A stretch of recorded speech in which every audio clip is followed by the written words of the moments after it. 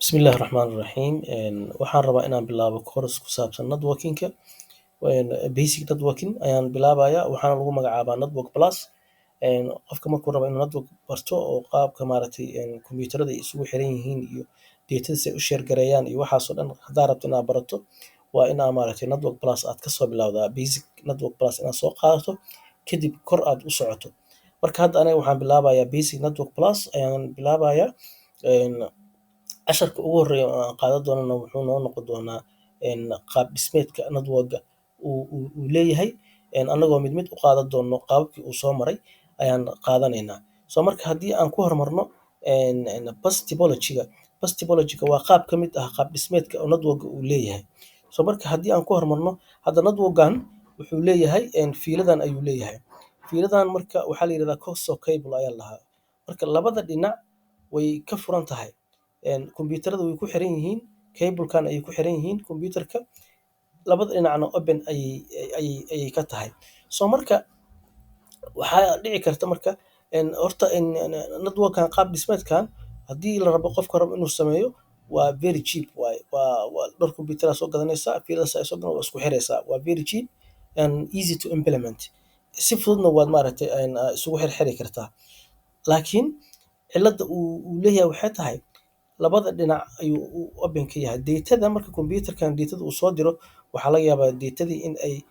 intii soo aaday banaanka markay aragto inay maaragtay furan tahay meeshaan in ay datadii signal back ay sameyso datadii soo celiso oo hadhowda uu yimaado maaragtay interrupt ay sameyso datadii kale interrupt ay ku sameyso marka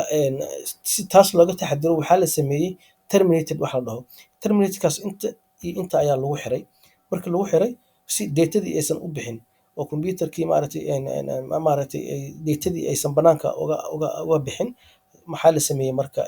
labada dhinac ayaa laga xiray so marka haddii marka faa'iido darrada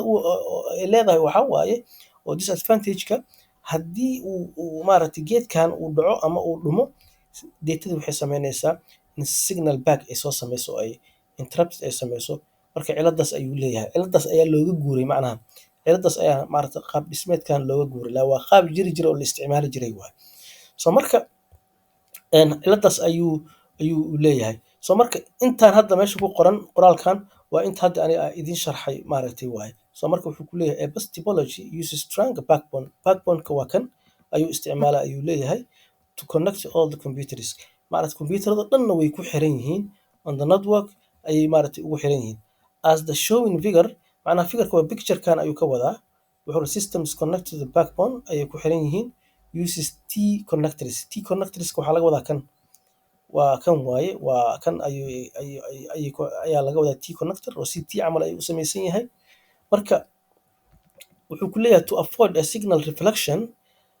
maaragtay ayaa loogu xiray ayuu ku leeyahay marka tdan ayaa loogu xiray in signal reflection datadii soo noqoto